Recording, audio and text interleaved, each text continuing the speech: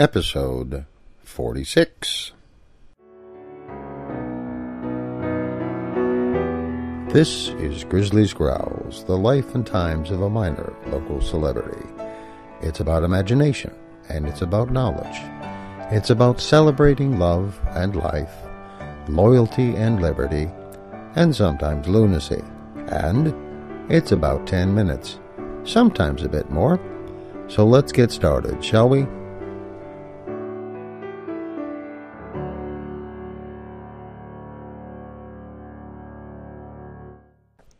This is Grizzly, and here's another folk tale for you. It's a story called Hans in Luck, part of a collection of old German folk tales called the Brothers Grimm Fairy Tales, a copy of which I found on the Project Gutenberg website. The Brothers Grimm didn't write them, they just transcribed them onto paper, and they really aren't fairy tales, they're folk tales. I recall the same collection from a book in my childhood called The Tales of the Brothers Grimm. And here is Hans in Luck.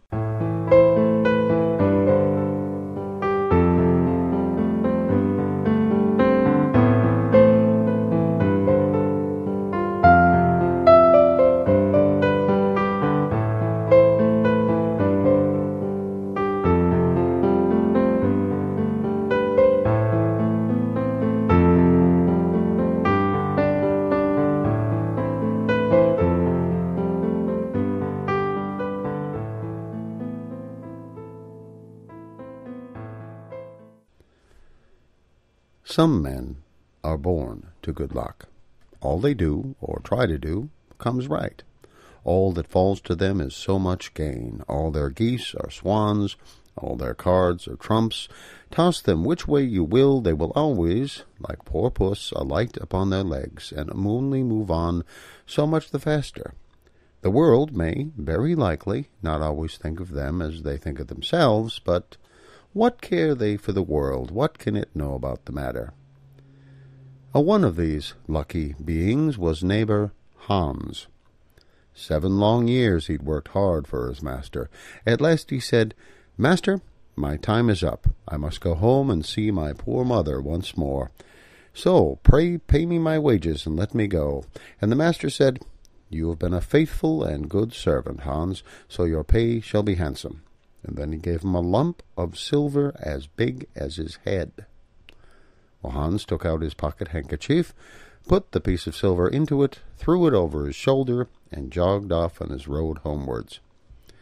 As he went lazily on, dragging one foot after another, a man came in sight, trotting gaily along on a capital horse.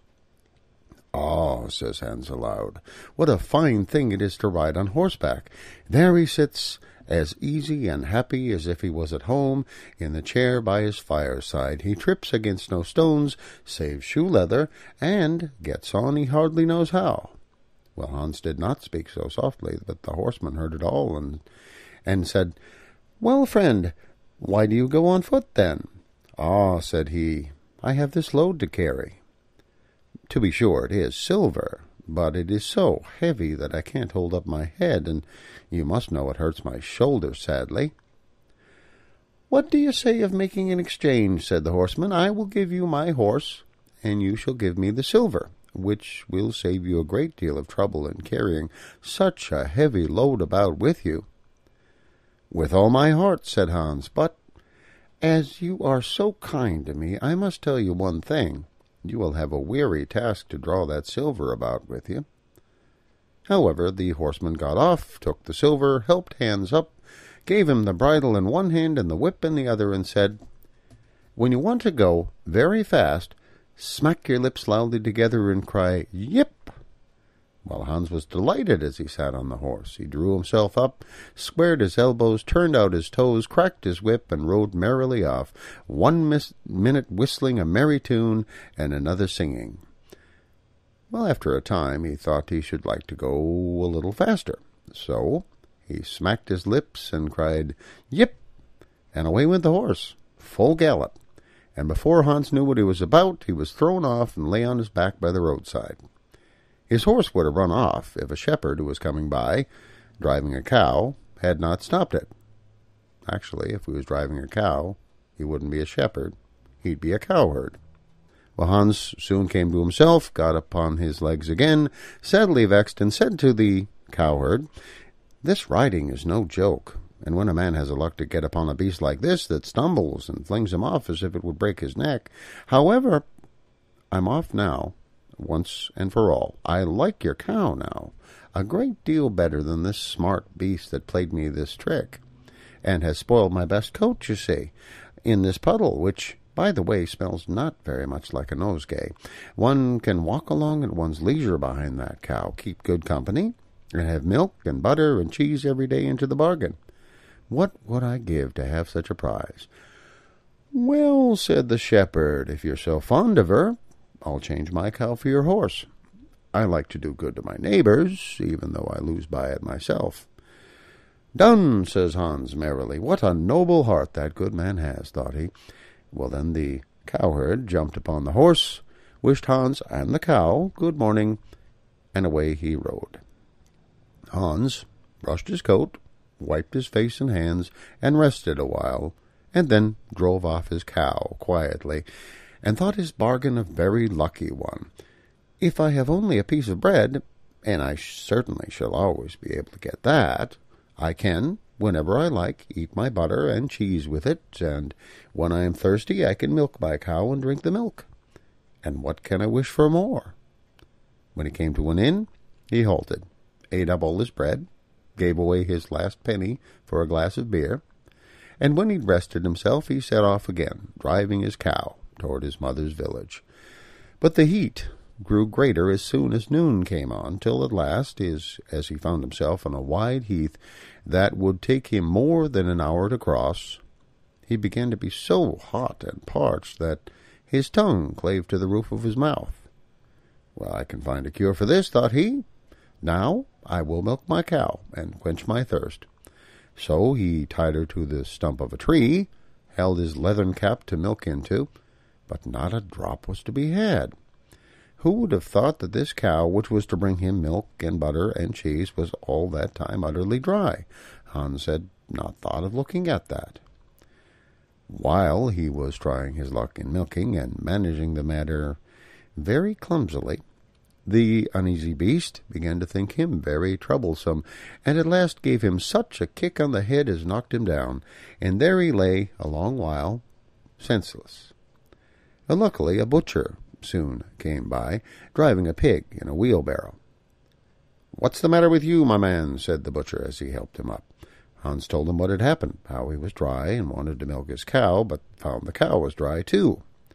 Well, then the butcher gave him a flask of ale, saying, "There, drink and refresh yourself. Your cow will give you no milk. Don't you see she's an old beast, good for nothing but the slaughterhouse?" "Alas, alas," said Hans, "who would have thought it?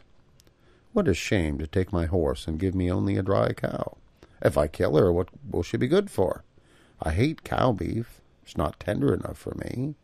If it were a pig, now, like that fat gentleman you're driving along at his ease, one could do something with it. It would at any rate make sausages." "Well," said the butcher, "I don't like to say no when one is asked to do a kind, neighborly thing.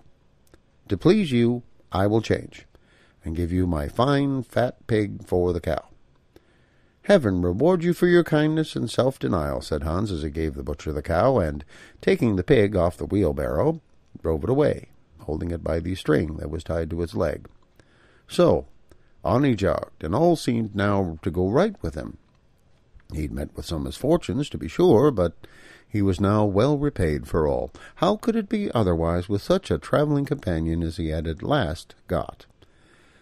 Well, the next man he met was a countryman, carrying a fine white goose. The countryman stopped to ask what it was o'clock, and this led to a further chat, and Hans told him all about his luck, and how he had so many good bargains, and how all the world went gay and smiling with him. Well, the countryman then began to tell his tale, said he was going to take the goose to a christening. "Feel," he said, "how heavy it is, and yet it is only 8 weeks old. Whoever roasts and eats it will find plenty of fat upon it that has lived so well." "You're right," said Hans, as he weighed it in his hand, "but if you talk of fat, my pig is no trifle." Meantime, the countryman began to look grave and shook his head. "Hark ye," said he, "my worthy friend, you seem a good sort of fellow, so I can't help doing you a kind turn. Your pig may get you into a scrape. In the village I just came from, the squire has had a pig stolen out of his sty. I was dreadfully afraid when I saw you that you'd got the squire's pig. If you have, and they catch you, it'll be a bad job for you. I mean, the least they will do will be to throw you in the horse pond. Can you swim?" Poor Hans was sadly frightened. "Good man," cried he, "pray get me out of this scrape. I know nothing of where the pig was either bred or born. He may have been the squire's, for aught I can tell. You know this country better than I do. Take my pig. Give me the goose." "Well, I ought to have something into the bargain," said the countryman. "I'd give a fat goose for a pig, indeed. 'Tis not everyone who would do so much for you as that. However, I will not be hard upon you, as you are in trouble." So he took the string in his hand, drove off the pig by a side path, while Hans went on the way homewards, free from care. "After all," thought he, "that chap is pretty well taken in. I don't care whose pig it is, but whatever it came from, it had been a very good friend to me.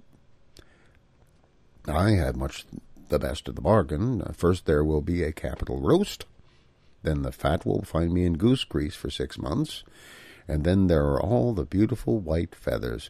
I'll put them in my pillow, and then I am sure I shall sleep soundly without rocking. How happy my mother will be! Talk of a pig, indeed. Give me a fine fat goose." As he came to the next village, he saw a scissors grinder with his wheel working and singing. Well, Hans stood looking for a while, and at last said, "You must be well off, Master Grinder. You seem so happy at your work." "Ah, yes," said the other, "mine is a golden trade. A good grinder never puts his hand into his pocket without finding money in it. But where did you get that beautiful goose?" "I did not buy it. I gave a pig for it." "And where did you get the pig?" "I gave a cow for it." "And the cow?" "I gave a horse for it." "And the horse?" "I gave a lump of silver as big as my head for it." "And the silver?" "Oh, I worked hard for that, 7 long years." "Well, you've thriven well in the world hitherto," said the grinder. "Now, if you could find money in your pocket whenever you put your hand in it, your fortune would be made." "Very true. But how was that to be managed?" "How? Why, you must turn a grinder like myself," said the other. "You only want a grindstone. The rest will come of itself. Here's one that is but a little worse for wear. I would not ask more than the value of your goose for it. Will you buy?" "How can you ask?" said Hans. "I should be the happiest man in the world if I could have money whenever I put my hand in my pocket. What could I want more? There's the goose." "Now," said the grinder, as he gave him a common rough stone that lay by his side, "this is a most capital stone. Do but work it well enough, and you can make an old nail cut with it." Hans took the stone, and went his way with a light heart. His eyes sparkled for joy, and he said to himself, "Surely I must have been born in a lucky hour. Everything I could want or wish for comes of itself. People are so kind. They seem really to think I do them a favor in letting them make me rich, and giving me good bargains." Well, meantime, he began to be tired, and hungry, too, for he'd given away his last penny in his joy at getting the cow. At last he could go no further, for the stone had tired him sadly, and he dragged himself to the side of a river, so that he might take a drink of water and rest a while.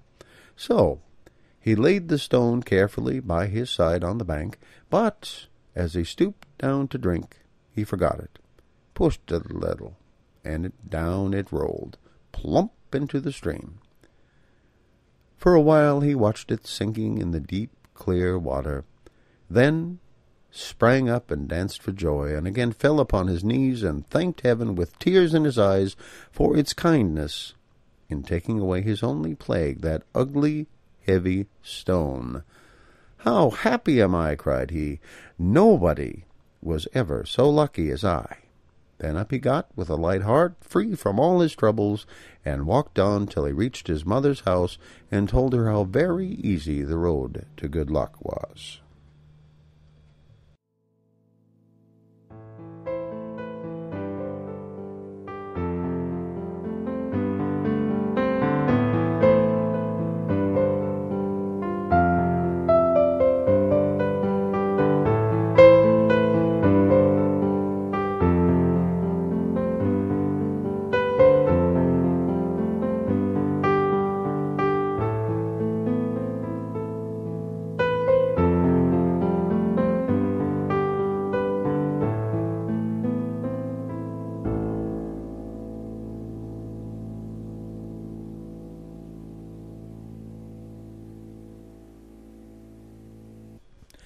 And that's the story of Hans in Luck. I've got a question for you, kind of a quiz after the story. Was our friend Hans foolish?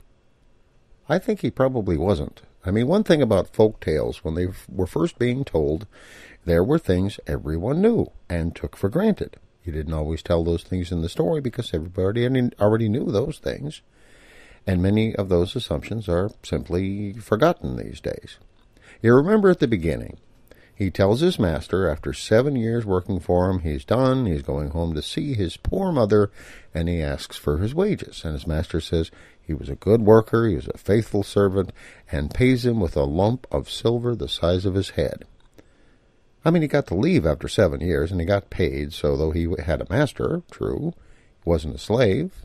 And after 7 years, his mother is still alive.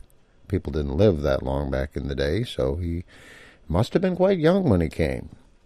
Now back then, when a skilled tradesman needed help in the shop, he'd take in the son of a family from, say, a neighboring village, maybe 10, 12 years old, and train the child in his trade as his apprentice. And after the apprentice learns the trade, he becomes a journeyman, practices his trade elsewhere. And eventually he completes the one piece of work that demonstrates he's learned all the required skills to become a master himself. And that one work, showing all his skills, is his masterpiece. Now, Hans' master paid him with a lump of silver as big as his head. Not coins, not something made of silver, a big lump of silver. Who would have a lump of silver that size? Well, probably a silversmith. So, young Hans, now probably 18 or 19, is now a fully trained silversmith's apprentice, possibly a journeyman, and certainly not stupid, just young and maybe a bit naive. Now, the lump of silver could have been valuable to Hans when he started working on his own place, that's true, but he's moving from the big city back to his mother's small village. He can make stuff from the silver, but in such a place it's more likely he'll be repairing existing silver items, if any, at least for a while. And while the lump of silver is valuable, to him it's just what he's worked with his whole young life. The real value is in what he can make with the silver. In a small village, a good horse would have more practical value. So would a cow, if it hadn't gone dry, or a pig, or a goose, or even a grindstone. And was the cow dry? I mean, you remember Hans was such a bad milker, after 7 years as a silversmith's apprentice, that the cow got annoyed and kicked him in the head. Perhaps the butcher with the pig was just being kind. Oh, must be a defective cow. And the scissors grinder was fairly honest, at least by his own lights. I mean, he went and got a stone and learned how to sharpen things, and he was a grinder. Yeah, here's a stone. Rest is simple. It's as well, though, that Hans didn't bring back the grindstone. After all, sharpening is another learned skill, which he hadn't learned. And he's already a journeyman silversmith, right? And that's all I have to say about that. Hope you enjoyed the story. I'll tell another one a bit down the road here, and we'll talk at you later.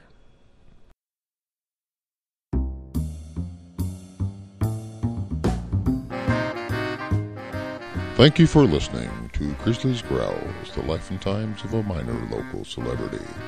If you like what we're doing, create, participate, motivate, create your own comment at the website hosted by Liberated Syndication at grizzly.libsyn.com, and your word will be heard. Participate with a call to our comment line at 206-202-1548, or in our Facebook group, or in our Yahoo group, and motivate others to listen. This show is released under a Creative Commons Attribution, Non-Commercial, No Derivatives license.